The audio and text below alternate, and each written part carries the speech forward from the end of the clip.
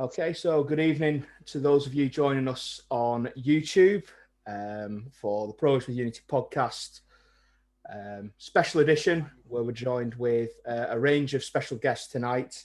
As you'll see on social medias, we have representatives from a varying crowd.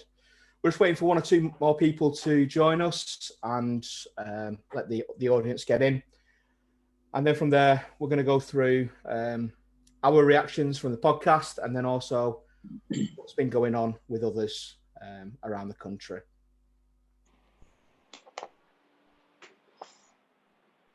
So I think if we can just start with our little opening gambit, can't we, from the podcast side of things? Barry, you were unable to join us on Wednesday when we recorded. What's your thoughts and feelings now? Well, initially it was one of disbelief because there was no sort of, I mean, you look at other clubs who's been placed into administration and they've been through a process of failing to pay bills, players not being paid, etc. It was nothing like that, and it was just a feeling of disbelief. But to be honest, as the next day came along, and then again today, I'm feeling quite angry. Devastated because the club is such a big part of my life and has been for a long time. I was talking to the missus earlier on saying it's there through dark times and it's an escape. You know, we somewhere we can go and get away from life's trials and tribulations for 2 hours, and it just means so much. But the community aspect of the club as well. So I'm feeling quite devastated, to be honest, but very angry as well. I'm angry at the process. I'm angry at the owners. And I just hope we can find a way through this. But I'm also very fearful at this moment in time. Yeah. Adam, older Adam, I'd just like to just bring you in. Obviously, we'll get us out of the way and then we'll bring in everyone else. Now that we've had a few more days to process what's been going on, what are your thoughts on what's happened at the club? Yeah, well, clearly, obviously, following on from what Barry said, obviously, clearly a real shock on Wednesday. But I think one of the positive things I want to take from this is that it seems like it's great how not just the supporters base, but also the town is coming together as one to support this club at a very difficult time. And also what I'd like to say as well is in general terms, and obviously there's always the exception, in general terms, the football community as well is seemingly coming together to support us, and that's what we need at this time, really, because clearly things are difficult for all of us, not just the fans, obviously the town in general, the employees of the club, and obviously our hearts go out to those people at the moment. And obviously tomorrow matters back on the pitch again. It's something nice to lift the spirits and maybe just for that 90 minutes diverted away from what's going on off the pitch. Yeah, and young Adam, I know you're busy looking after the stream and the socials. Trying to. Just your thoughts before we start moving on to our guests that we've got. Yeah, it's devastating, really. I think, especially after the high of recent results, and obviously immediately after beating Stoke 3-0, and I think it looked at that point that we were safe and we could kind of enjoy the rest of the season. So for that to happen the morning after, just really devastating. Obviously, my granddad, who supported them for 60, 70 years, he's heartbroken at this, and it's stuff like that really just makes it worse. So I'm just praying that we can find a way out of this, and obviously investigate exactly what's happened and stop it happening at other clubs as well. But First and foremost, we've got to try and save our club. Absolutely. So, good evening to those of you that are just joining us on this Progress with Unity podcast special. Tonight we'll be speaking to a range of guests on the goings-on at Wigan and what the future may hold. I just want to say that we are not representing Wigan Athletic in any official capacity this evening. This forum is an opportunity to hear from passionate fans and get some views from those with an expertise in football matters. Can I just ask that people please keep their comments respectful, those on social media, and do not in any way place our fantastic fan base into disrepute. Firstly, I'd like to introduce the podcast team. So we've got myself, Simon, we've got Barry, the two Adams, and Paul, who will be joining us. And now I'd like to invite the guests to introduce themselves. So I'll introduce them by name, and then if you could just, we'll go around and if you could just tell us a bit about yourselves. I think a lot of people will know a lot about you guys, but if anyone's been living under a rock, maybe it's a good idea. So Lisa, if I could start with you, we've got Lisa Nandy. Oh, sorry, everyone. I had to put myself on mute because my 5-year-old is having a bath in the background. Sorry about that. Do you want me to talk a bit, or do you just want me to introduce myself at this stage? Just quickly introduce yourself, and then Barry will go through. Real lovely. Well, I'm Lisa Nandy. I'm the MP for Wigan. I've been the town's MP for the last 10 years, and I have a lot to do with Wigan Athletic, obviously, because they're so important to the town. Not just with the club itself, but with the community trust as well, which does amazing work across the borough. And I've been very involved over the last few days just because there are serious questions to answer about what has been allowed to happen to Wigan. And if this can happen to a club like Wigan, a well-run, good club that was, on the up, doing well, and has always had a very loyal fan base in the town, then this can happen to anybody. So I've been pressing for answers. I'm really keen to work with you all to make sure that we get the answers that we deserve. That's great, thank you. Next up is Kevin Carpenter. Those who listen to the podcast will know Kevin's voice. He's been on many a times. But Kevin, if you could just say a few words about your background. So he's on the old mute. After all this time, you would have thought, wouldn't you? Yeah, sorry. So yeah, thanks a lot, everyone, for having me on. So I'm Kevin Carpenter. I'm a sports lawyer, and I've known Adam Pendlebury for a while now. Worked all over the world on various sports law matters. Been working this sector about a decade now, and sort of looked at it from all sides. And one of my main focus are integrity, regulation, and governance. So it pretty much covers everything that Wigan have found themselves in this week. And of course, I am a Sheffield Wednesday fan first and foremost, and we have our own legal issues with the EFL at the moment. And I'm also, my sort of secondary club and my dad's team is Chesterfield, who have also in many years, recent years, had their own issues with owners and people taking over who weren't really the right character. So my day-to-day work is very much wrapped up in all things football governance generally. Thanks. Thank you, Kevin. We've got the FSA represented, and we've got Ashley Brown.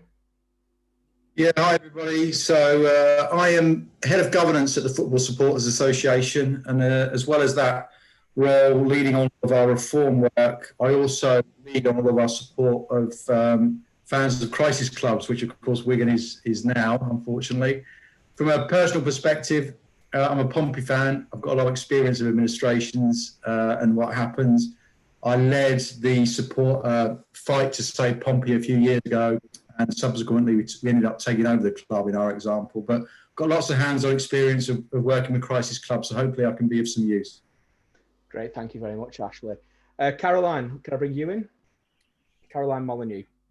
Yeah, hi everyone. I'm Caroline Molyneux, and I'm the chair of Wigan Athletic Supporters Club. And I've been the chair for over 10 years. I can't actually give you a number of years. I've been the chair of the Supporters Club, and we are a happy band of volunteers who have been working on behalf of the club for actually more like 50 years. We've always been the official Supporters Club. It's the same supporters club that moved from the old Springfield Park, and some of our committee are the same people. So, we're a real genuine organisation, and hopefully we'll be able to tell you some of the things that we've put in place over the last 24 hours, 48 hours, alongside Jason, who has sort of a dual role. I'm sure he'll introduce himself in a minute. And obviously we've been in contact with most people here to try to put things in place so that we can fulfill our fixtures, which is our first goal in the short term. Yeah, and you've mentioned Jason there, Jason Taylor, part of the Supporters Club committee, and also Supporters Liaison Officer. I've probably done your introduction there for you, Jay, more or less, but if you'd like to say some more words on the work that you do as well.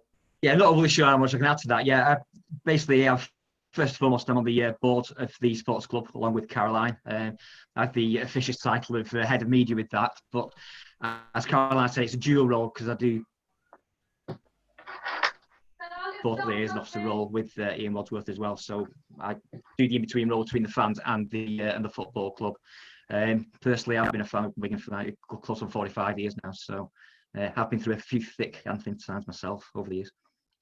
Yeah, absolutely. And finally, the last face, who a Wigan Athletic fan, was on BBC Breakfast News yesterday, but Jay Whittle, I don't want to steal your thunder, just explain to people who you are and what happened to you in the last 24 hours as to why you've joined this panel. First and foremost, my name is Jay Whittle. I'm a sports journalism graduate as of last week, and I've been a freelance contributor for the Wigan Evening Post and Observer for the last 3.5 years. And in addition to that, over the last 24 hours, it's been a total whirlwind. I've been on BBC Breakfast, Rock FM, and I've obviously produced an open letter to encourage the authorities to investigate and take action on behalf of the Wigan Athletic fans. It's been remarkable, really, the response. And if we are going to save this club, I feel like we've got the right fans to do it. Excellent. Right then, so we're going to move things on now to our guests, who will have some time on the floor to field some questions from each of the podcast members that we've come up with, and then obviously we'll go into some questions that may be on social media. Adam, young Adam, and Paul are covering those, so you can contribute live on YouTube or tweet us with any questions that you may have. So, Lisa, I'd like to bring you in first. And Barry, if you could do the honours of discussing things with Lisa. Yeah. First off, Lisa, I'd like to say welcome to the podcast. And thank you so much for your support, which was, it was, to be honest, was fast and direct as well. And the first thing I'd like you to do, if possible, you wrote an open letter to David Baldwin at the EFL. Have you had any response from that? Not yet. I wrote to him yesterday. It was a bit of a rant, I suppose. But like you, Barry, I got the phone call on Wednesday about this, and it was a total shock. Not something at all that I'd seen coming. I had written to the club before last week, because I'd been sent some of the details of the terms of the loan that had been agreed as part of the process. And I was really concerned about the rate of interest on that loan and the default payment scheme. So I'd written to the club before, but I didn't see this coming at all. And so when the news broke, and then I saw the decision that the EFL had made about threatening the club with a 12-point deduction, I just thought this cannot be allowed to stand. This deal has gone through only a few weeks ago. I can't see at all how it could have been approved in its current form. And then for us to be penalised for the failures of regulation just seemed to me to be completely out of order. So I wrote to them yesterday. I haven't had a response yet, but Andy Burnham and I've just come off the phone with him, the Mayor of Greater Manchester, and we're planning to follow this up this evening. So we're going to keep the pressure on. And I've also been in touch with the government in the last few hours, spoke to the Sports Minister on Wednesday, but I've written to the Secretary of State for Culture, Media and Sport just in the last half an hour to say that there has to be a full inquiry because of some of the things that have emerged in the last few hours about the potential for this to be a much bigger, far more scandalous situation with the allegations that have been circulating on social media. Yeah, I know the government's been asked to provide some support for various clubs. Was there any inclination that they might look favourable upon the Latics to sort of help us out financially in any way? Well, when I spoke to the Sports Minister on Wednesday, I said to him the club must not be allowed to fail. And Caroline talked me through earlier about the funds that are needed for the club, because obviously there's a really pressing matter now of being able to finish the season. I have to say, the government wasn't particularly interested in that. Their line was that there's plenty of money in football. I mean, of course, that's right. But where that money is, well, you'll have spent a lot of time debating this, but we don't have it. And we don't see it in clubs like ours. So I've written today to the Secretary of State to say, look, there's another issue here, which is, first of all, this is not a problem of our making. This is not a normal situation. This is a good, well-run club that should have a decent future. We've got a proud heritage, a loyal fan base, plenty of assets, but we've got to have some help now. And also, this is not COVID related. It wasn't caused by COVID, but there is a problem here because, you know, the stadium is not up and running. There's no income coming in. There's no additional income stream from the other parts of the stadium that are used for hospitality, events, weddings. So there are quite extraordinary circumstances going on here, and it would be criminal if the government were to stand on the sidelines and allow a club like Wigan to fail at this moment. There is no reason for this to happen. And so I'm just determined that we're going to bring political pressure to bear to make sure that people step up at this moment. Yeah, that's fantastic. You spoke about Andy Burnham earlier on. So is this going to be like a joint approach from both of you to get stuck into one, basically? Yeah, we're planning to take this on together, because you'll know that Andy, he lives over in Lee, which you could, you know, hopefully forgive him for. But because he's been a borough MP for a long time before he was the mayor of Greater Manchester, and he still lives in the borough, he obviously has a personal interest as well. When I go to the football with my family, I often see him there with his family as well. So it's personal and it matters. And for him, like me, I think there's a bigger issue here as well. I mean, if this can happen to a club like Wigan, it can happen to anybody. And we've been debating regulation and finance of football for so long. My stepfamily were lifelong season ticket holders at Gig Lane.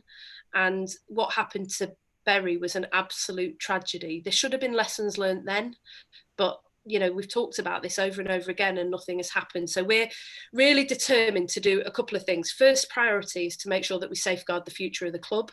We want to make sure that the club isn't asset stripped during the administration process. And we want to make sure that we get a buyer who is going to secure the long-term future with the interests of the town and the fans at their heart. We want to make sure that we can support efforts that the supporters club are leading to try and make sure that we can get through the season. And then we want to make sure that there is a full inquiry, that people are held to account for this, and that changes are made to make sure that this never happens to any other football club again. I think that last statement there is very important. That obviously this has got. I'm not a legal expert, but I read what's been going on, and it's just mind-boggling.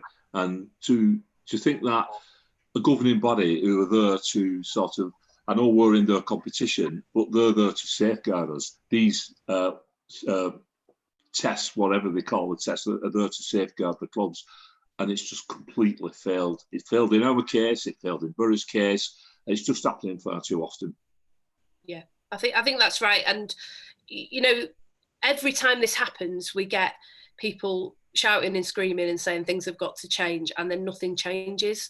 And when I spoke to the sports minister on Wednesday, he said, well, we are doing a review into how football operates, but you know, how many reviews have we had? How many recommendations? The Culture, Media and Sport Committee did a report after what happened to Bury. They've got a whole series of recommendations in there about better regulation, better oversight, essentially the fit and proper persons test, or what's now the owners and directors test. It's just not worth the paper that it's written on. And the fans always end up last in all of this. So we've got to flip this situation. I really feel that the shock of what has happened to Wigan and the details that are beginning to emerge about how murky this has been, about what has been allowed to happen without people in positions of authority paying proper attention to it. I really feel that this absolutely has to be a watershed moment where things change, and I feel that it may well be, but I don't want to take away from the fact that right now the absolutely pressing thing for me as the town's MP is to support the efforts of the club, the fans and others to make sure that we secure the long-term future. And we should be able to. There is absolutely no reason why not. But we've got to make sure that we redouble our efforts and get there and get the right buyer, so that we don't end up in the same situation that Bury did, where they jumped out of the frying pan into the fire and got a second rotten owner and a second bad deal, and then ended up in a place where it just couldn't be saved. So I'm just really determined that this is going to be my absolute top priority over the next few weeks until we've got it sorted. Oh, I can only thank you for that. Would anybody else like to come in and ask Lisa a question?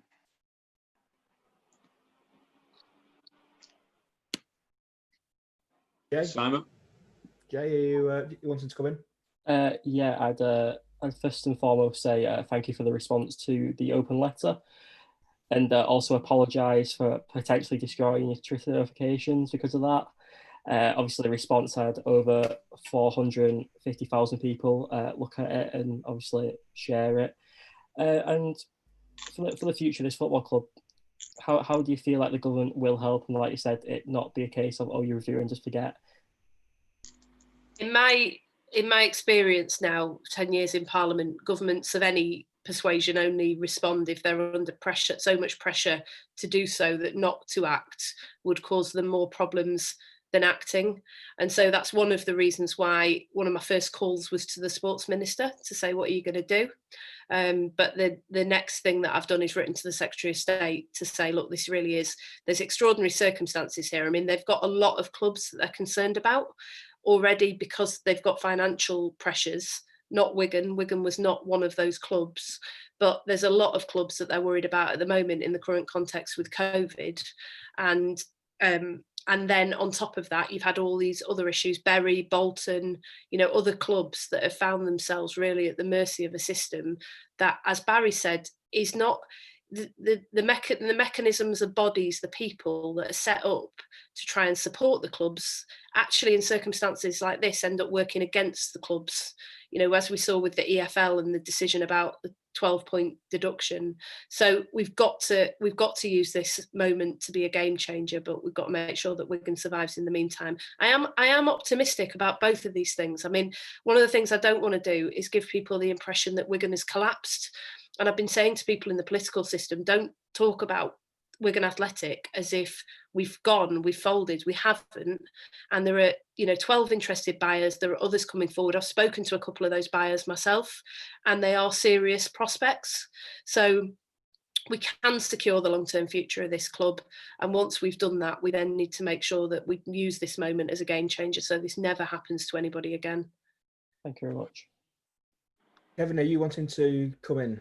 Yeah, I was just going to say a bit more about the context of the regulatory system, really, because I think I unfortunately am of that nature that I've read most of these reports, and the government have been looking at this, DCMS committee have been looking at this since 2011 in various reports. It all started with the failed World Cup bid for 2018, and then it's rolled on from there into more general governance issues. But the EFL, although it's termed a governing body, ultimately it's there at the behest of the members, and each of the clubs obviously has a say, and the weighting is voted depending on what division you're in as to what sort of vote you get.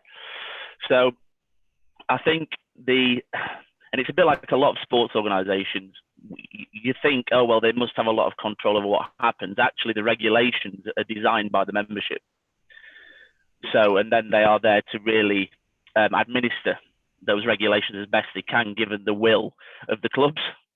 And we can go into a little bit more detail later on some of the changes that I think should come in. And these are nothing new. These are mainly from the DCMS reports and other governance experts, and myself have looked into these things. But it's interesting that because they did a full independent review into Bury, into the whole situation, which was done by a leading law firm, Bird & Bird, and Jonathan Taylor QC, who's one of the top guys in this field. And towards the end, he said, to be fair to the EFL board and the EFL executive, they have previously raised many of these issues to the clubs, but have found no support for changes to the regulations to address these issues. So they are somewhat hamstrung by the will of the clubs. And I think, as we've seen with the COVID situation, there's still too much self-interest involved in football and by various owners, depending on their on-field success. And ultimately, it all comes down to that on-field success. And if there's anything that's likely to hold them back, it's very difficult to get those things voted through. But it was just to give a bit more context, not necessarily my what I would like to see, but that's kind of the situation. Thank you very much. Lisa, just before we wrap up on the segment with yourself, Adam's just provided some information from YouTube that a lot of people are thanking you for your efforts with everything that's going on. And that's obviously a sentiment that's echoed, I feel, from us all connected with Wigan Athletic. So, from myself and the rest of the guys, thank you very much for everything that you're doing, and thank you for everything that you will do to hopefully keep our club where we want it to be. No, well, thank you from me as well. I mean, I spotted Jay's letter on Twitter. I like to think I was an early advocate of it. I got on board before the other 450,000, but it has been really brilliant, actually, because there's nothing like grassroots campaigns to make people in positions of authority think twice. And for everything that I can do with the platform that I have, it's the work that you guys are doing, and the way that you've reached out as well to me and like briefed me, helped me, advised me when I'm making judgment calls. I really appreciate the way that you've done it, and the response from around the country has been amazing. I mean, I just feel like people get Wigan Athletic, they get how important it is. Even if they support other football clubs, they understand how much it matters to us and to the town. And so I'm really optimistic. But I'm also very angry that this has happened. I'm really determined that we're going to get answers and that people are going to be held to account.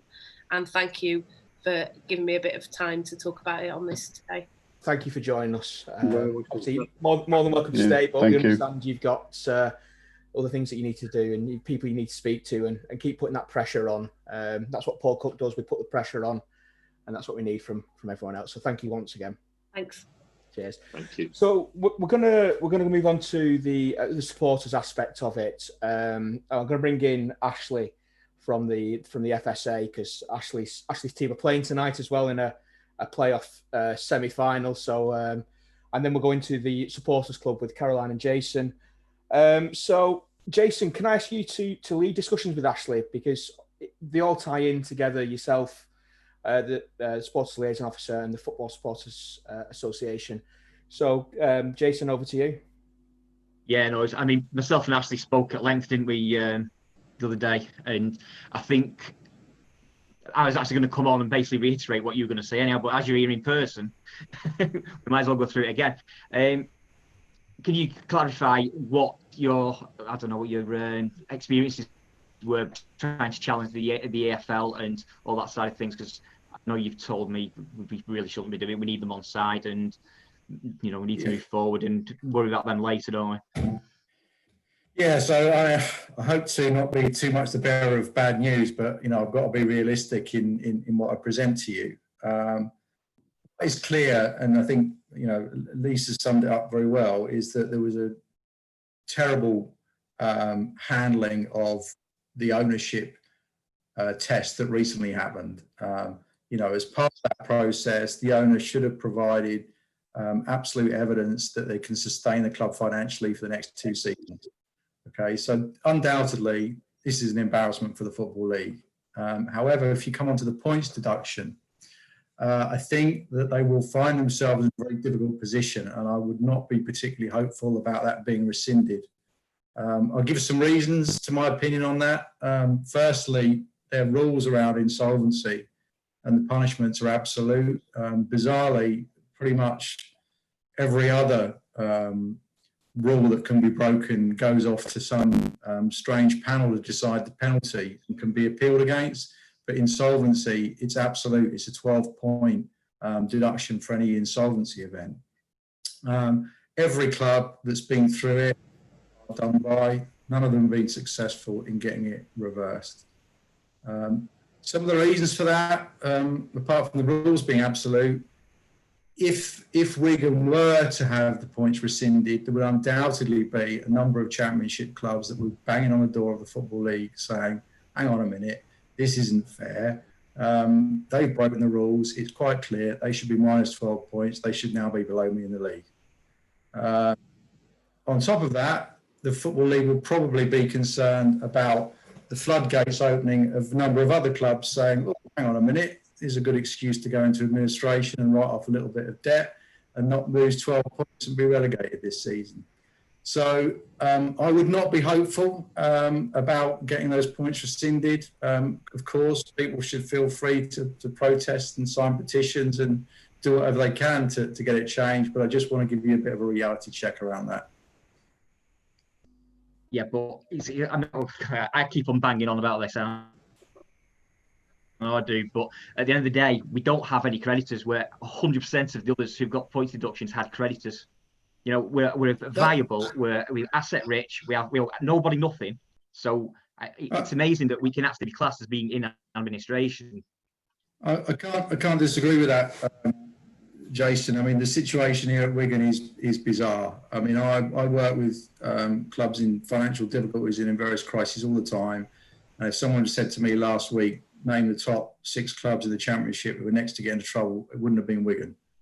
The finances appear to be, in Championship terms, relatively healthy. There is undoubtedly unquestionable, strange activity around all this. And I know there's been rumours. Maybe it's a mixture of these rumours. And hopefully we'll find out. Hopefully the administrators will uncover what's happening. On a positive note, a lot of the times when clubs get into administration, they're in a real mess. It's not straightforward to find a buyer. But you know, you're looking at Wigan, looking at what we can see about Wigan at the moment, I would say that they're still quite an attractive proposition. So I don't think you'll have a problem in finding somebody to come in and save the club. We all know that at the moment you've got to finish the season. That's difficult for the administrator. If the bank accounts have been emptied, there's no obvious income at the moment, and they've got to find a way to get through to the end of the season. But on top, after that, you've got a good stadium. It's fairly new.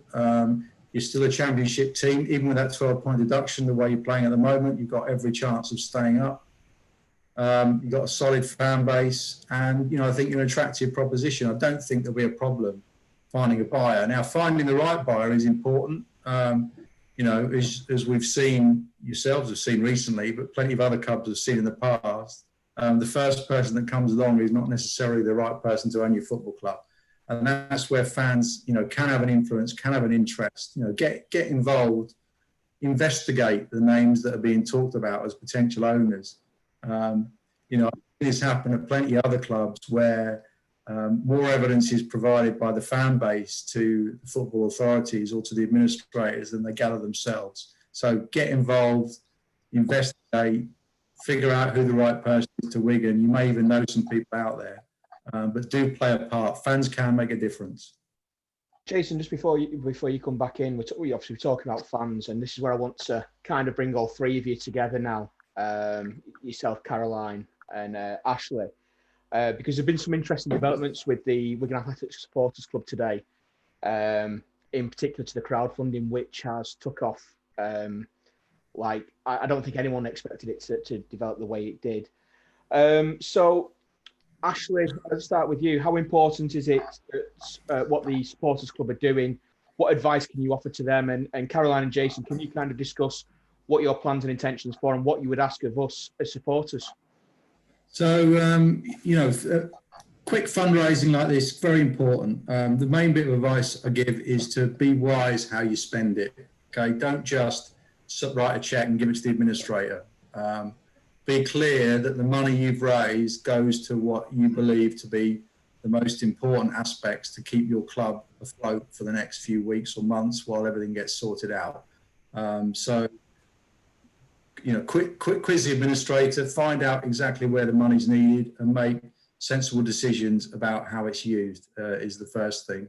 There may be cause for longer term fundraising. In fact, I'm just going to mention, because I know Lisa talked about government funding, there is supposedly £150 million community fund to support football clubs and pubs and post offices as well, I think. But we've never managed to tap into that fund as yet, but it's there. Theoretically, that is to help move towards community ownership, though. So it probably couldn't be used to plug the black hole that's there at the moment, but it might be something that's worth bearing in mind. Caroline? Yeah, so absolutely, Ashley. Before we even set up the crowdfunding, I wanted to speak to Jonathan. I wanted to speak to Lisa, so that we could be assured that what we were raising money for would go to the right place. So we're not. I was saying to Lisa this morning, we're not naive enough to think that we're going to be able to put a bid in for the football club, but our first priority is that we fulfil the fixtures. And we're in really unusual times. So there are a large number of people who work for the football club who were furloughed, who were removed from furlough to get the fixtures back up and running. When football came out of lockdown, those people are now not being paid. Many of them will be on minimum wage.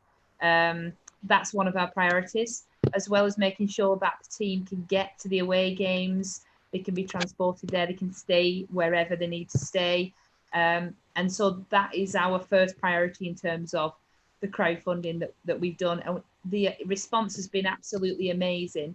And we do believe that part of that is that we are a really trustworthy organisation. We can reassure fans that every penny that is raised will go to the football club and not to the administrators. It will go to the cause that we want it to go to. So Simon, you asked me what would we ask of supporters. If you can donate, then please donate. We've had a large number of people saying they want to do 10k runs in the living room, or running around the house, or whatever it might be under these strange circumstances. Get involved. Jason is going to put some guidelines on our website of how you can link directly to our crowdfunding website, and that can go straight into the fund. I should also say that whatever it is showing on the crowdfunding website, there's an additional 10k on that. So the Supporters Club have donated £10,000 of our funds, and that's from our membership. So at the moment we're looking at, I think, about 45,000 we're coming up to now. It would be amazing to break the 50,000 on day one, and so then we can speak to the club and ask where that initial funding needs to go in the next couple of weeks. Jason, over to you from the obviously SLO, and obviously you got your Supporters Club hat as well. Anything you'd like to add into that?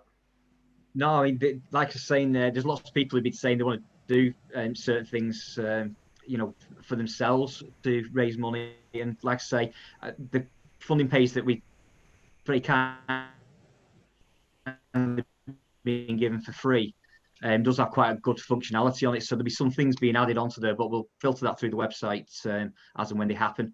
But by all means, anybody who wants to do anything, just anything at all will raise money. Every pound counts, because like Caroline said, there's a lot of people in that club who, desperately need it. And obviously, there is another side to this as well. Is do it safely. Let's not have any issues with, breaking lockdown rules and things like that. No mass gatherings and things like that.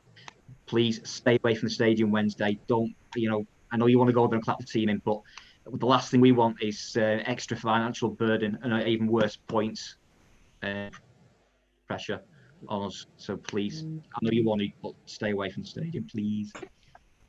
Obviously there's a lot of supporters wanting to do individual things. We've got letters going out putting pressure on. I know Lisa will have been inundated, no doubt, the last few days with emails and what have you. Caroline, Ashley, Jason, is there any guidance on what we should do? Should we do it as a collective, or is it good to do things individually? What advice have you been given, and how should the fans be doing it? Yeah, so like Jason said, basically the crowdfunding site that we've gone through, Murray Toms, who runs that, is the director of Cheltenham Town, and he's had a lot of dealings with crowdfunding for football clubs. He's given that totally for free. So there's no commission whatsoever on what we raise. That's all going to go to the club. And there's a lot of functionality where if you want to do a 10k swim in your paddling pool, then you can go onto that website and link through, raise the funds, and then drop it into the overall account. So Jason's going to do everything's moving so fast. Jason's going to do a guide on our website of how to do that. And what we would advise is just that. We've got so many great fan bases like yourself, Simon, like the podcast, and we need to pull together. I've spoke to Jimmy at the Mud Hutter, for example, and he's going to share is what we want you to do. Get onto the website, get onto the crowdfunding page. We've already had donations as far across the world, haven't we, Jason? And so we want everybody to work together to get as much as we can. And it also makes as much noise as possible. It keeps us in the media. And I just feel we can trust Lisa to continue the road down, asking questions as to why this has happened. You know, as us as fans need to focus on the next few games and you know, let Lisa and, you know, sort of the law experts in this, because that's going to be a much longer journey than us getting through the next six games. Ashley and Jason, have you got anything you'd like to add into that? Just to add that, you know, right now unity across the fan base is tremendously important, and you know, I know that there's lots of different supporter groups and virtual supporter groups as well as real ones, and it's important that you try and work together, coordinate your activities wherever possible. Try to speak with one voice. You know, agree what your messaging is, what you're trying to achieve. People will want to go off and do different things, but as much as possible, work together. You're far more powerful if you're working together.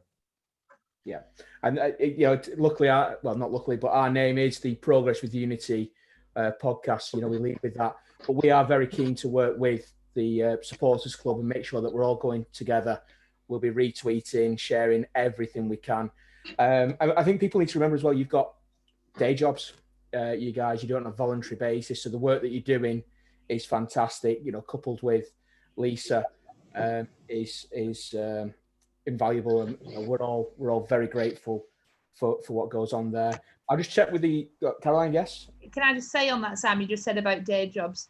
You know, we're having people say things like, "Can I sell badges?" You know, or do you want to sell badges? We really appreciate anyone who has the time to work on this for us, because, you know, everybody's a volunteer, but if we all put our little bit in, then, you know, the little bit of time that we can spare, then it will come to, you know, a much bigger fruition. So, you know, please don't think that anything small that you want to do, we're very happy to be involved. We'll try and, like Lisa, I think she had 1,000 emails to reply to just this morning. We'll get through to everybody, you know, and we appreciate every idea and everything that anybody is doing. That's great. So, sorry, I'm going to have to go. You enjoy your playoff game. Yeah, I've got a game that started and my son's shouting at me that's already underway. No worries. Well, all the best. Thank you very much. A number of you have got my contact details. The FSA is there to help you guys, so we'll continue to work with you. I'm sure I'll meet some of you people again. So good luck and take care. Thank you very much. Thank you, Ashley. Thanks, Ashley. Speak to you soon. Thank you.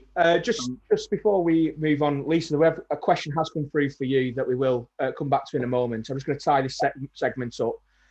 Paul, Adam, are there any questions with regards to the supporters and the supporters club? Well, there was a question that was for Ashley, but obviously he's just gone. I don't know whether Kevin can comment on it from a legal perspective. There's a clause somewhere in the insolvency rules for force majeure, and also the recency of the takeover. Does that have any bearing on whether or not an appeal will be successful? I suspect not. I did look at this myself on Wednesday, and it basically needs to be some sort of event that was not within the foreseeability of the person who was buying it. And I think from what we understand, you know, the reason why IEC put it up for sale was because of, or so they said, was because of Brexit issues, coronavirus. So you can't really say that COVID-19 or any of that would qualify. I'm not even sure that the recency of it that's happened would fall under that provision. But I'm not sure it's ever been tested, or I've not seen it in a published decision. So from that perspective, it's worth a try. You know, at that stage. I mean, the recency almost puts some of the responsibility back on the Football League themselves, doesn't it, for approving a takeover? Clearly wasn't fit to be approved. Well, I think the bigger concern, I mean, the owners and directors test, which we went through a little bit earlier, is an objective standard which only applies to individuals. So it's really the ongoing solvency and the fact that when there is a change of control, there has to be this solvency requirement shown. Now, we don't know at this stage from minutes or email exchanges or whatever's been asked by the EFL how they went about investigating this. Somebody can show you on their balance sheet that they have this amount of cash in the bank and these amount of assets in their company, but that doesn't mean they're going to spend it on the football club, which is why from the DCMS letter that was published in November to Debbie Jevons at the EFL, who was then the sort of interim head of the EFL, they said, you know, that you have to introduce a licensing system that has a bond attached to it, because then you know that money is committed for football purposes. And then if there is a default, you basically forfeit your bond, and that goes to paying creditors and others. And I know we're not in that situation at the moment. But I think just as a quick comment, because I've been listening to what everybody's been saying, I think in terms of finding a buyer, what was interesting to me was to hear on a different podcast yesterday about that the club's been losing sort of 9 million a year up to now. And that is not unusual for the Championship. In fact, it could be more to the lower end. But I think what it's worth mentioning to any prospective buyers is that there is going to be some more sanity coming to the EFL, particularly because of COVID. Because I think the reality is, and another friend of mine who's a practicing lawyer who works for a lot of football clubs and works in the industry day to day, says he thinks there's a high likelihood there's going to have to be a bailout of the EFL across the board, and that money's not going to come from government. It's like the only people who can afford it will be the Premier League, and trust me, they will impose strict conditions on that, and they will have to fall in line. I think you will have to work towards a break-even sort of requirement in the Championship. So losing 9 million a year is not going to be the thing going forward, and therefore, if you say to prospective buyers, you know, there's going to be some sanity brought, it won't necessarily affect our on-pitch performance, because every other club's going to have to come back to more of a break-even level, then that should encourage them to invest, I would think. But that's just a comment on other things. No, that's great. And obviously, Kevin, we're going to come to you just after a question we've got for Lisa, after we've checked if there's anything else from the Supporters Club guys first. So have you got anything else you'd like to add in to what's been said? Or do you think we've covered pretty much everything that yourself, Caroline and Jason, that you're doing at the moment? Sorry, I was going to say, I think that is really, you know, at the moment we just need everyone to come together, retweet, share, and any ideas at all, no matter how small, are helpful.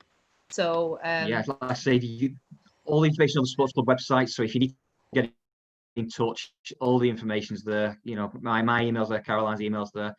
Any ideas that you can't, maybe figure out yourself how you can get money out of it, let us know and we'll see if we can. Yeah, and Jason, you sent us through the crowdfunding link that is in the description of this video, and I am led to believe that it is being put through the comment section. So yep, I've just put that in there now. So our tech team's on with it. Lisa, we've had a question in from AD on YouTube, who are asking, are you going to try and get our story publicised on ITV, BBC and Sky News, as we haven't had much coverage? Obviously, there was a big to do at the beginning when it all broke. But yeah, can you lead with that, and what can you do? Yeah, absolutely. So I did a media round on Wednesday when the news broke. I was down in Westminster, which was actually quite helpful because, you know, a lot of the TV crews are based there, so they could get cameras over quite quickly. So I've done stuff especially for the regional programmes for ITV and BBC and others. But today we've been doing quite a lot of work with the Press Association and I've spoke to the FT earlier, to the Telegraph. Andy Burnham is in touch with David Conn, who obviously has been writing about this significantly. So we're trying to sort of make sure that we keep the public profile of this up, and especially now that you've launched the crowdfunding campaign, I think, you know, we've got to get that funding in quickly. So that will be really helpful. I mean, I was reluctant to do much in the media on the first day beyond saying we are a good club. We're not on the verge of collapse. There's every reason to believe that a buyer will be found. We're a good prospect. We're urging potential buyers to come forward, because I don't want to give the impression somehow that this is game over for Wigan Athletic. It's not, and it shouldn't be. And so while the details are emerging, I think it's right not to speculate. But from what has sort of come out in the last 48 hours, I've started to be much tougher on the media about how this could be allowed to happen. And I think really pressing for those answers to come forward, as well as some action from the authorities. I have to say, I found this a really helpful call, and Kevin's advice is really useful as well. So thank you for that, because we're just trying to make sure that we explore every avenue to put pressure on. I spoke to David Crosby, who was the MP over in Bolton until recently, and James Frith over in Bury, because James in particular learned a lot from going through this with Bury, and about who is helpful, who is not helpful, and don't waste your time, people who are slow to act and where you need to apply pressure. So I'm just trying to learn as much as I can as quickly as possible and make sure that we ramp that pressure up. The other thing I was going to say is that some of my colleagues, a lot of colleagues across Parliament, are really keen to help. And one of them had messaged me earlier today to say that he'd been on a call with the RFL about other issues. And one of the things that came through from that call was that they have a very strict 12-point penalty for clubs that go into administration. But because of COVID, because they feel that there are unique pressures around at the moment, they've decided to soften that rule and apply it much more subjectively rather than across the board. So there are precedents being set in other places. And I'm just trying to get hold of all this information and use it to apply as much pressure as possible, including through the media as well. So you'll see me out and about over the next few days. Apologies for that. I'm not sure that I'm going to match the amount of coverage that Jay managed to spark in the early days, and the local papers have been really helpful as well. The Wigan Evening Post has been, as always, tremendous. So I will make sure that I keep doing that and pull in other people who've got a profile as well to help us, because that always goes down well. No, that's fantastic. Thank you very much. Which leads us on to, I think, Kevin. There's been a lot of questions that we've had in regarding legalities and things like that. A lot of it above a lot of people's heads, very complex stuff. But one gentleman that we're fortunate to have on the podcast, in Adam Pendlebury, is going to lead us on this discussion topic with yourself. I know it's probably a podcast that you could do for many hours, going through all the legalities, the possible permutations, etc. But Adam, there's a lot of questions that we probably will come to at the end. But if you could just start things off with Kev. Yeah, thanks a lot, Simon. And I think we're just sort of replicating what Kev and I often talk about on the phone. So obviously very interesting phone calls that we have about the regulatory framework of the EFL. So we've got a few specific questions. So thanks for keep sending those questions in on YouTube. So we've got a question from Simon Wood, and it's, do shareholders need to be informed about new takeovers? And he's alluded to the fact that his dad is a small shareholder and wasn't informed of the new leader fund takeover, but was for the IEC takeover. So it sounds as though what usually happens when a takeover takes place is that there is a change in the constitution document. So every company has a set of rules by which it runs the business by, and it regulates the relationships between the shareholders. There may also be what's called a shareholders agreement, which is not a public document. The articles are, and you can find those for free on Companies House.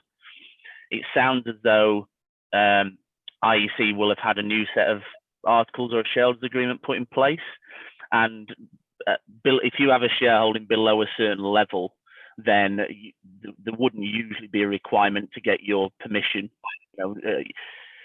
Ultimately, in company law, for the most important decisions, you need 75% to do anything to change the constitution or sale or anything of that nature, as a basic fact. So even if there were a group of supporters, say, who had a group shareholding, it's not very likely to go above 25% in English football anyway.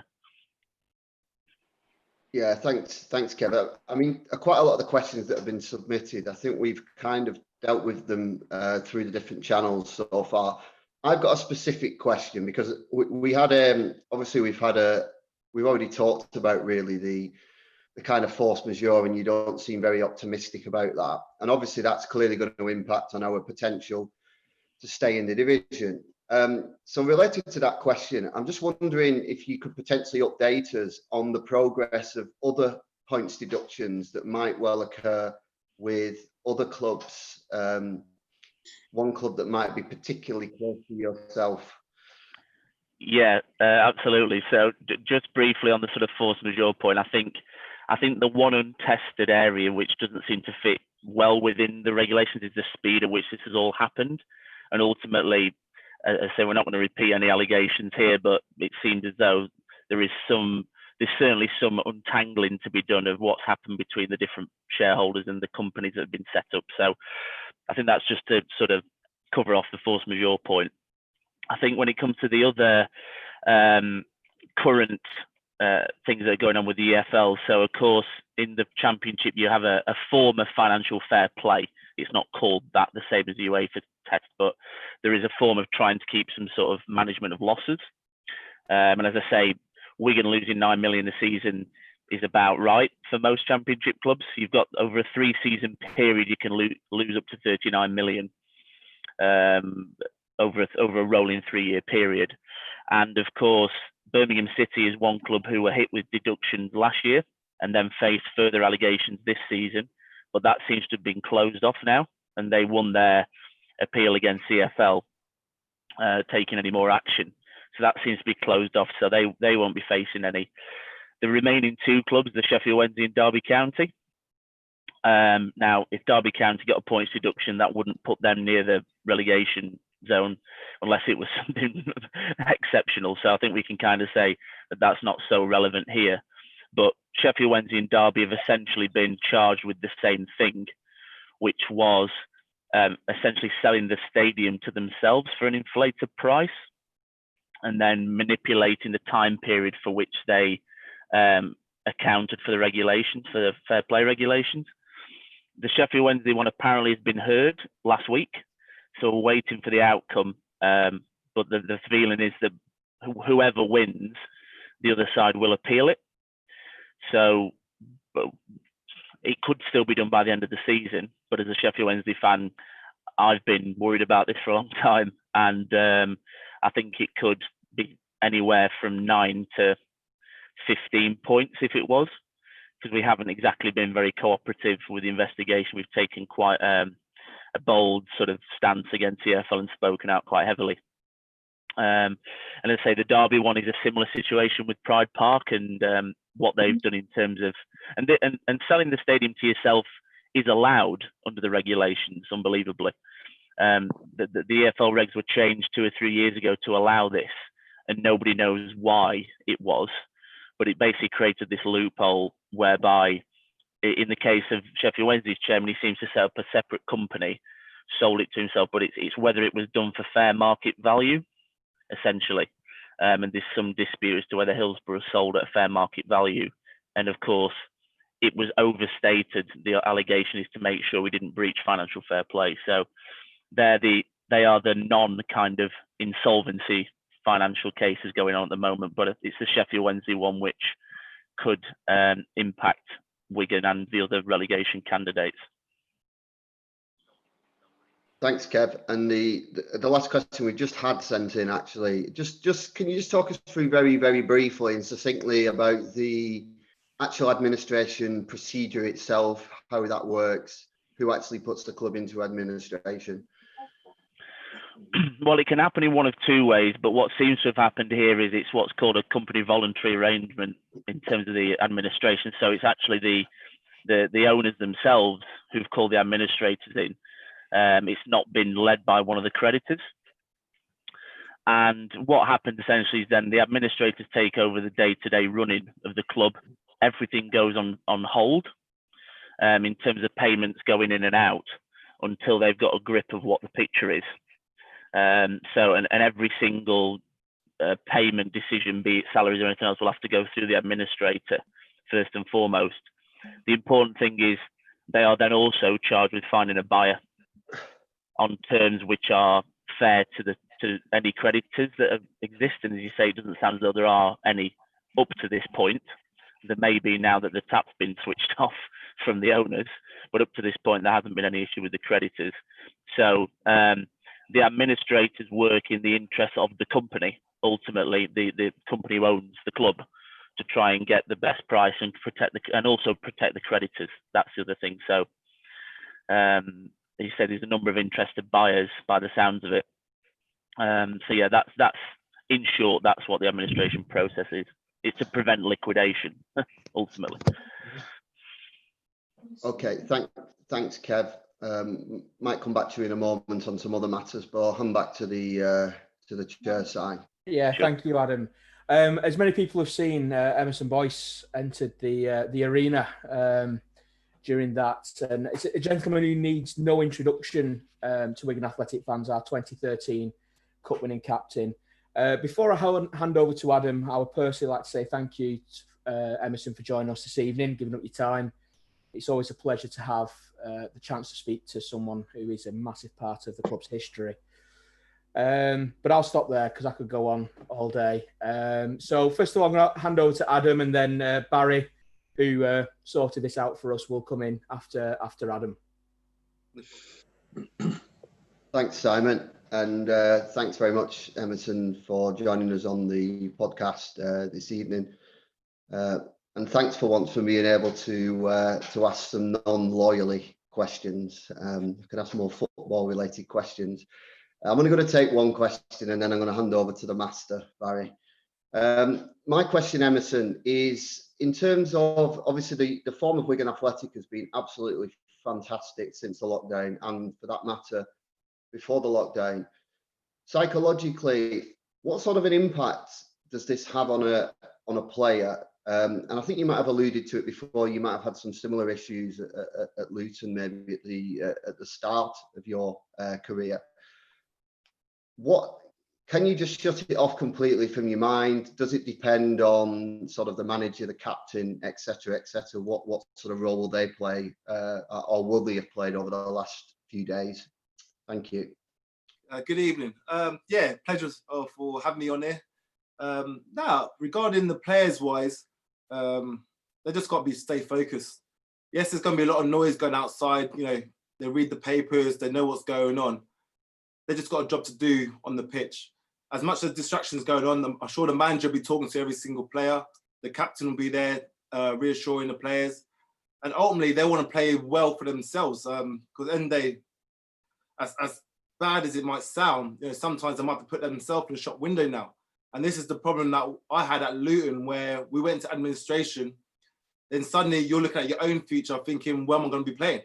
Because, you know, touch wood, nothing happens to Wigan, but it's always at the back of your mind. You got to perform to your best of your ability because you don't know who's watching you. And there'll be other clubs now thinking, well, Wigan be a club that might sell players on the cheap now. So as a player-wise, it shouldn't affect them too much.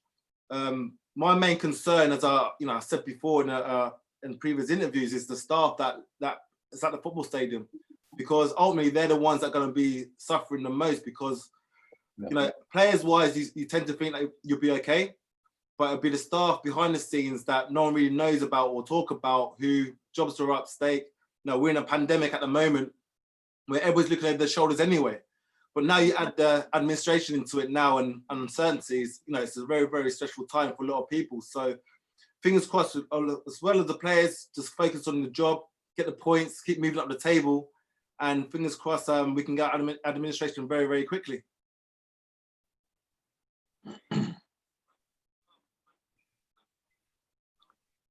I've done it now.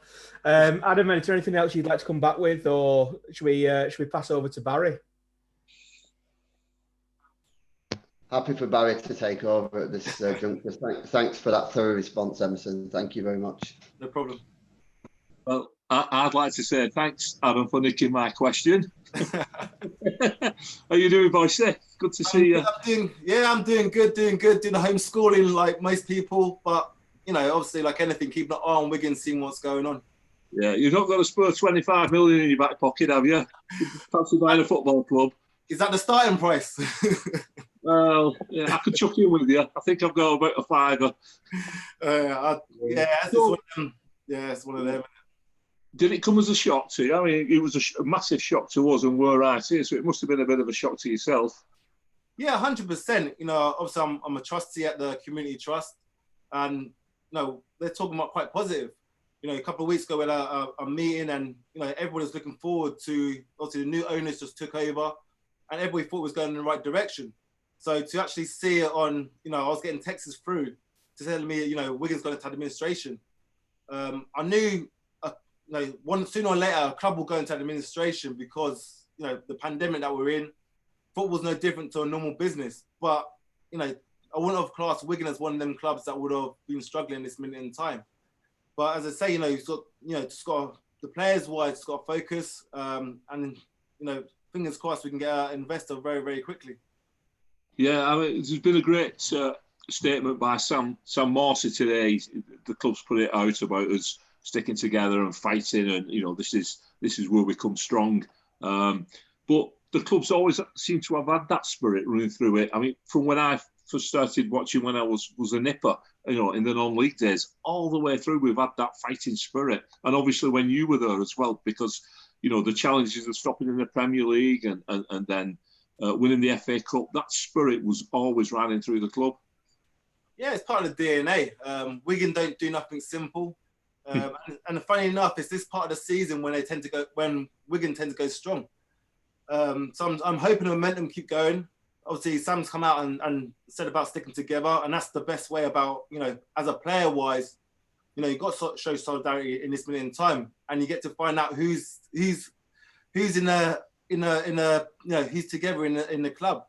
But the players know they've got a responsibility now regarding that side of it. They know they've got to perform on the pitch because Wigan's going to be a more attractive club to sell in the Championship rather than in the League One, and that's what makes it even more stranger, the timing the owners putting us into administration, because we're going to do well this minute in time on the field.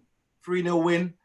You know, everybody's thinking like going in the right direction. And surely as a I'm no business person, but surely as a salesperson, Wigan moving up the table is a more sellable asset. Yeah, I think there's a lot of questions to be answered, some of which I can't suggest here for fear of getting sued. But there are a lot of questions to be answered, and it's one of the strangest situations that I've ever seen. And I watched Quest on Wednesday night, and I listened to Colin Murray and an ex-colleague of yours, Michael Brown, speaking about the club and you know, and what was going on, and they both seem to be angry about the situation as well. Yeah, definitely. I think, you know, I got to think about David Whelan as well, the club that he built up, and he's thinking he's selling to the right people who's going to carry the legacy on. And, you know, it's frustrating, you know, because obviously we want Wigan to be back in the Premier League. You know, we're looking upwards rather than looking behind us. And suddenly it's like a bombshell that just blowing everybody apart.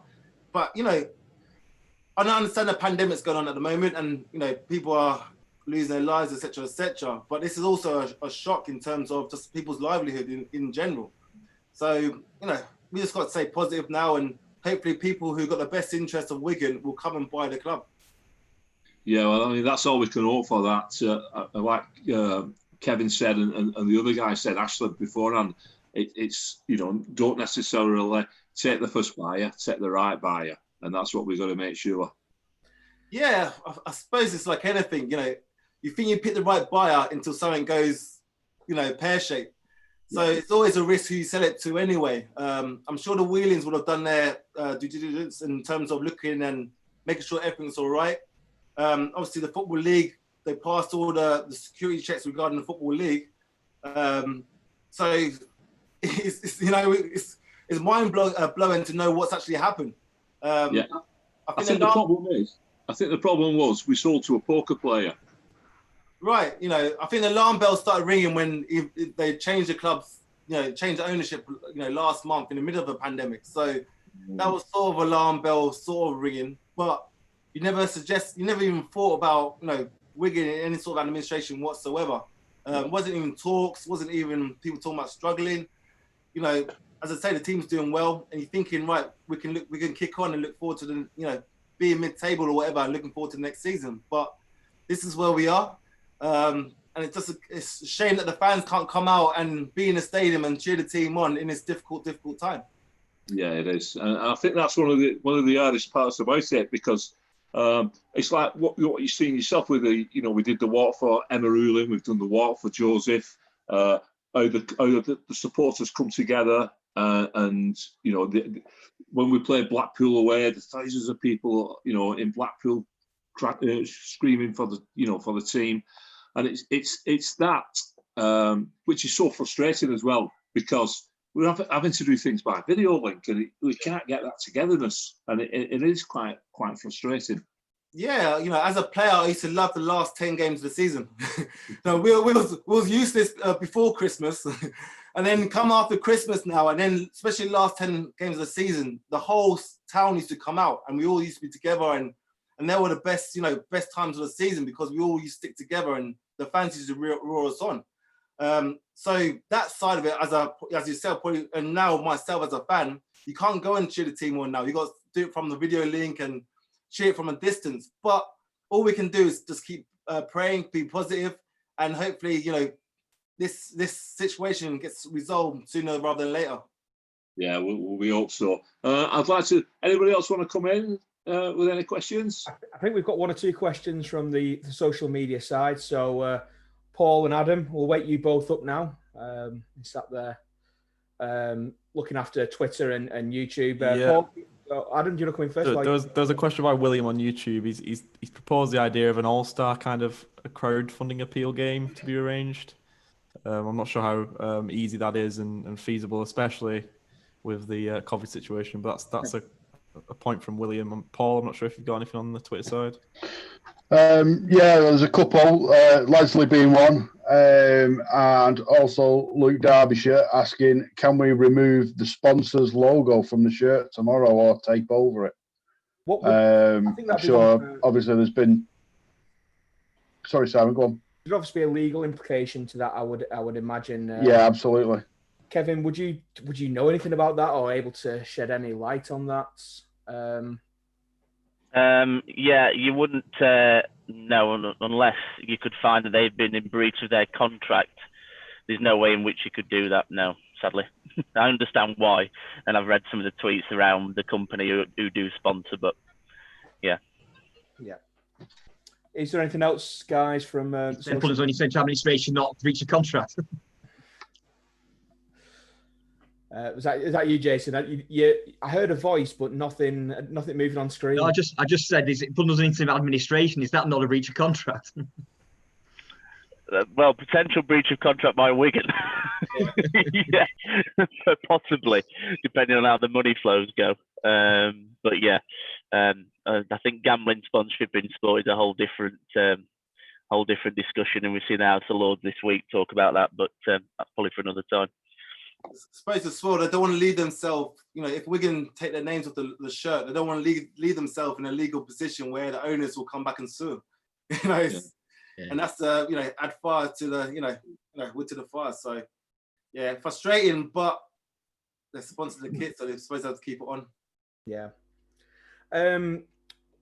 Lisa, have you got anything you'd like to add? Obviously, you've heard from different people. Obviously, from Kevin on Sports Law, Emerson, obviously. A Latics legend, and maybe had a bit more time to digest things. No doubt your phone's been pinging with other things going on. But is there anything else you'd like to bring in before we pass over to Jay? I was really cross because my phone started ringing. I thought I'd better pick it up in case it was important, and I missed a bit of Emerson, but I caught the end. It was brilliant. It's really nice to see you again. Likewise.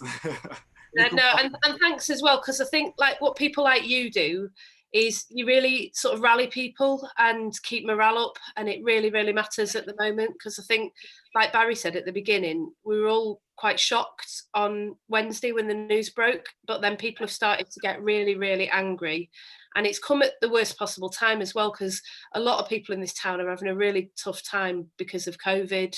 People are losing their jobs, people are worried about family members, and Wigan Athletic just means a lot to people, as you know, and so to have you on here and doing this and sticking up for us, it really does mean a lot. And the other thing I just wanted to say was that the reason that I jumped off the podcast for a little bit was just because my phone is ringing off the hook now with journalists. So that question that we had earlier about, can we raise the profile? So I thought I better go and take them. And like, people are really starting to understand in the media now, just that how murky this is and how big this potentially is. So I'm feeling optimistic, really, that we're going to be able to keep a lot of pressure on over the next few days and weeks. So thanks all of you for what you're doing, and let's keep going. Yeah, I think it's important to keep raising the profile. Wigan's been home for a lot of players that come through the club and went on to have good careers afterwards, and obviously enjoy successful times at the club. You don't stay in the Premier League for all those years being a bad club, and it's always been a family club. Especially for me, it's always been a family club, and I know some fantastic people that still work at the club, who are going through stressful times I can't even imagine to think.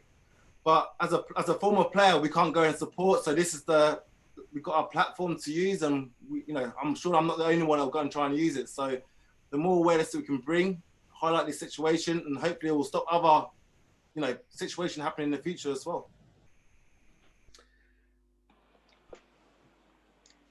Yeah, Adam, was there something you'd like to bring in just before we move on to Jay's, our last guest on? Yeah, thanks, Simon. I mean, it's quite a general point, and I guess anybody from the panel could contribute to this, really, because obviously I've seen some of the posts recently, and Wigan means so much to to so many fans, and obviously at the moment, obviously with COVID going on as well, and clearly leads to mental health problems. I suffer myself. I'm quite open about that. I'm just wondering, like, sort of from obviously our supporters' perspective, but sort of as a more general point is like, what kind of things can we do? Are there things like networks we can set up? Because we talk about saving the club, which is clearly absolutely vital, but also I think we've got to look after each and every one of us at the moment, because obviously this is something that really does impact on so many people, fans, and as Emerson alluded to before, the staff at the club as well. So it's like just people's thoughts really on that, and what maybe we can do, over the next few weeks to help with that. Well, I think as Jason and the supporters club are leading on this, aren't you, Jason? And I think it's going to be that's going to be a good focus point for us all to rally around. I mean, the league itself, well, we've got a couple of weeks left anyway. Does it finish mid-July, late July? It's not going to go on that much longer. But then, with all this turmoil going on, as a group, we'll need a focal point. And I think what you were talking about the one voice sort of thing, Jason, it'll be a fantastic thing for us all to get behind and rally. By one voice though, Barry, I'm not saying that the sports club's the be all and end all of that. What I'm saying is if everybody could feed into that one entity and let them do the direction, I think that's the route we need to be taking. Yeah, I think by one voice, I meant just coming from one point rather than like a sea of voices, and everything gets lost then, doesn't it? Absolutely. Yeah, it's like people. It's like originally when we went on Zoom meetings and everyone was talking over each other. You can't hear anything, can you? So it's a perfect example. More positive time. Stick your hand up. All been very well behaved tonight on here, which is great. Having so many people. I'd just like to bring in Jay. He's been sat there patiently, and Jay kind of wrote this open letter to people, basically, the people who would listen. Yesterday, and as Jay said, it's been seen and read by a considerable amount of people all over the world. Jay, if you could let listeners and viewers know what the feedback has been to your open letter and what support has been gained from it. Obviously, we know Lisa's support. That it's been very clear from the outset. But what have you seen and what have you gained from it? I know you've spoken to Andy Burnham, for example, as a good video that you've done that's out on YouTube. But yeah, if you could just discuss that for a little bit, please. I think, to be honest, the response has been nothing short, but it's been amazing. I'd never expect this. Over 450,000 people have read that open letter and know about what's happened at Wigan Athletic. For me, that was the aim of the letter, and obviously to appeal to authorities to hopefully step in. And the support from Lisa, Andy Burnham, it's been amazing as well. And I think my message is to keep supporting and keep sharing the message, and obviously support the supports club, support every campaign to raise money for this football club. We can't let this club die, because the fans don't deserve it, the staff don't deserve it. I mean, you've got to bear in mind that the staff, they're probably in the dark about this. They've got mortgages to pay, they've got bills to pay, and my heart goes out to them the most. And it's important to give a voice to the voiceless, and I think by uniting as one, it shows that we're willing to fight against this. For me personally, I'm not sure if anyone else has the same view. I just couldn't sit down and let this happen.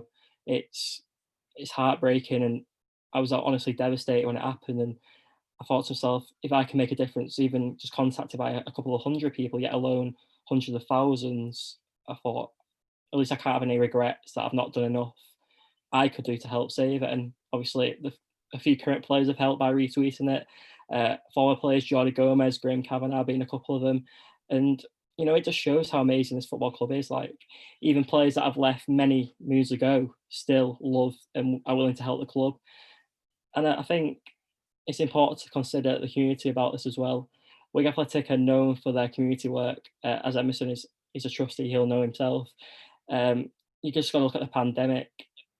Throughout this, they've been ringing up vulnerable people, checking they're mentally and physically well, providing essential goods, bringing them to the houses, and just amazing work like that. And I think to have that loss potentially in the community, if the club, worst comes to worst, goes bust, I feel like it'd leave a hole in everyone's heart. And I just hope we can keep adding the pressure, and because the more people that listen, the more people that can help out. And I'd like to thank the opportunity to come on this podcast to spread the message and spread a campaign. If you want to help support the campaign, follow obviously the podcast on Twitter. My Twitter's @jwhittle6. So if you wanted to follow myself and yeah, nice little plug. But this honestly, it's not about me. It's not about anyone. It's about saving this football club. I'm just one of many people who want the best, and I'm sure I spoke on behalf of a lot of Wigan fans that we do not want this club to die. I've spoken to a few Bury fans, and they say Saturday at 3 p.m. is the worst time of their week, because usually they'd have a game to go to, and that breaks their heart. And I don't want Wigan fans to go through that. I don't want to go through that. And it's important now we urge the authorities to investigate and hopefully make a difference. Yeah, and I totally agree with you there. Jim Pesh on Twitter, just taking a part of his tweet, has put supporters are football clubs. First and foremost, that this is our club. Obviously, bar Kev, who's an owl, but we're all in a similar situation together. And I know that us as football fans want to make a difference, and we want to see our club survive. But it is important to stress, especially there's a lot of rumours going on that people want to go down to the ground on Wednesday with flares and chanting and everything like that. But we've got to understand that there could be financial implications to this, and possibly another points cost. And there's also the COVID situation that's going on. So I think we can all stress that as much as we want to, it will be the better option to stay away from that.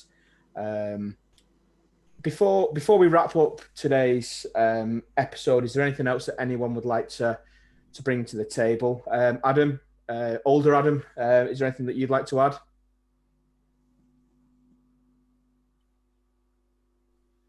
Just basically to say thank you, obviously, for all the panelists, and for once I'll keep it short and sweet. And obviously, thanks for your excellent chair insight. Not a problem.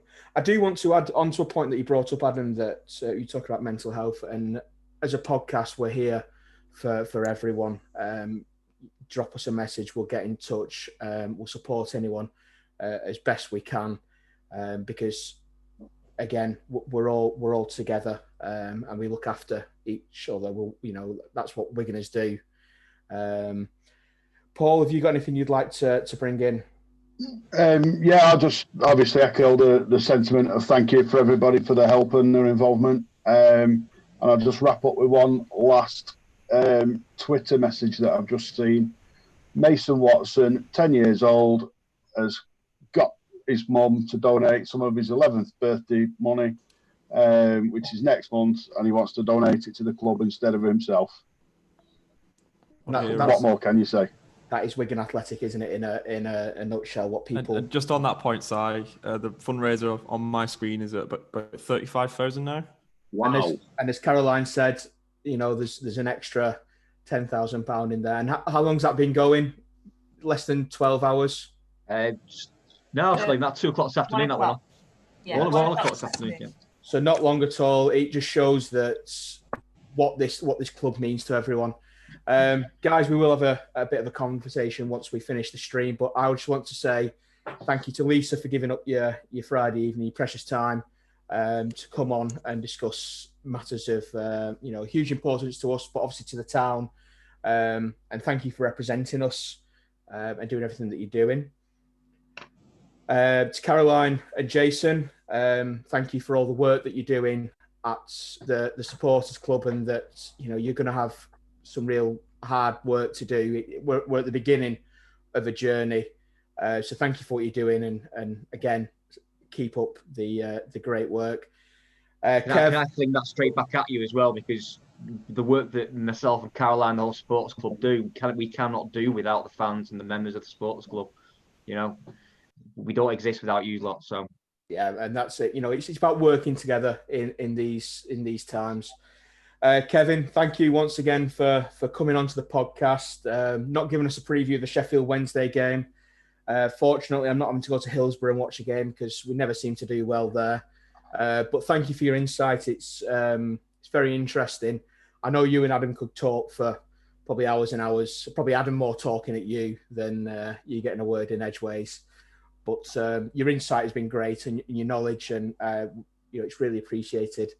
And I think a lot of people take a lot away from what you've had to say.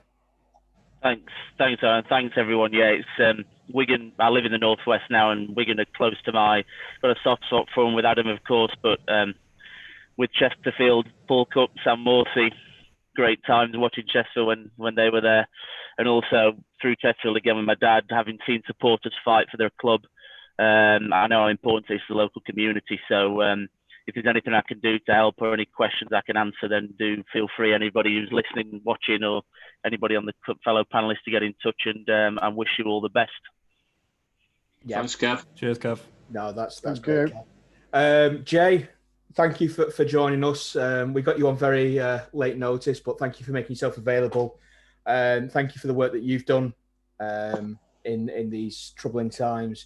Obviously, we'll keep sharing your story along with everything else, obviously sharing the crowdfunding and everything that goes along with that. But thank you, Jason, Jay and Jason.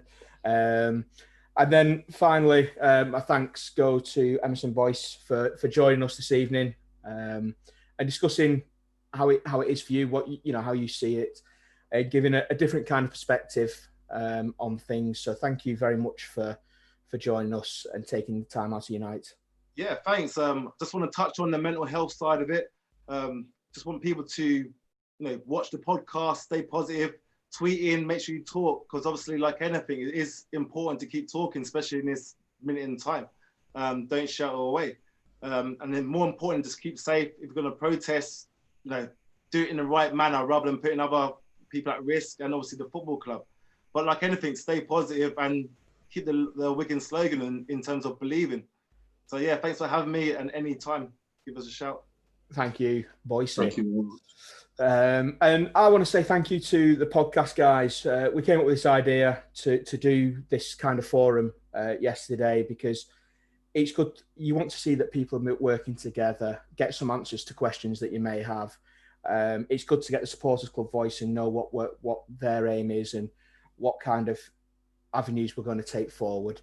So that it's been really good.